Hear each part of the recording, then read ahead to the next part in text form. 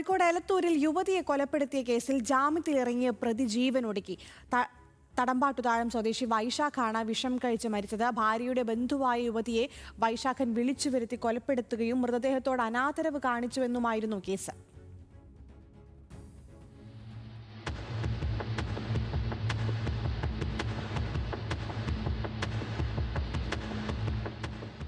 ഇന്നു പുലർച്ചെ വീട്ടിൽ വിഷം കഴിച്ച നിലയിൽ കണ്ടെത്തിയ വൈശാഖനെ ബന്ധുക്കളും അയൽവാസികളും ആശുപത്രിയിലെത്തിച്ചെങ്കിലും ജീവൻ രക്ഷിക്കാനായില്ല.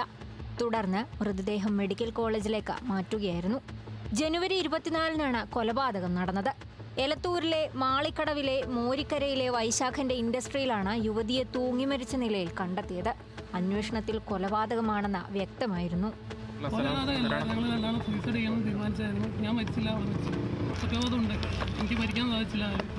വൈശാഖന്റെ ഭാര്യയ്ക്ക് ഇതുമായി ബന്ധപ്പെട്ട എന്തെങ്കിലും അറിവുണ്ടോ? വൈശാഖനും യുവതിയും വർഷങ്ങളായി പ്രണയത്തിലായിരുന്നു.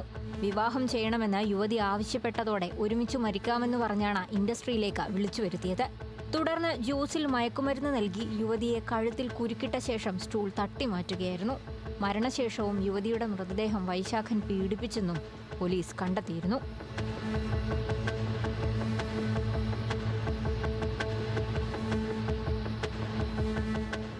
പതിനാറ് വയസ്സ് മുതൽ യുവതിയെ പീഡിപ്പിക്കാൻ തുടങ്ങിയെന്ന കണ്ടെത്തലിൽ ഇയാൾക്കെതിരെ പോക്സോ വകുപ്പുകളും ചുമത്തിയിരുന്നു. കഴിഞ്ഞ ദിവസമാണ് കേസിൽ പോലീസ് കുറ്റപത്രം സമർപ്പിച്ചത്.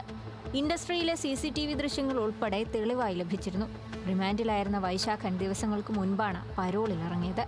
കേസിൽ ശിക്ഷിക്കപ്പെടുമെന്ന് ഉറപ്പായതോടെ ജീവനൊടുക്കിയതാകാമെന്നാണ് പോലീസ് നിഗമനം. ന്യൂസ് മലയാളം, കോഴിക്കോട്.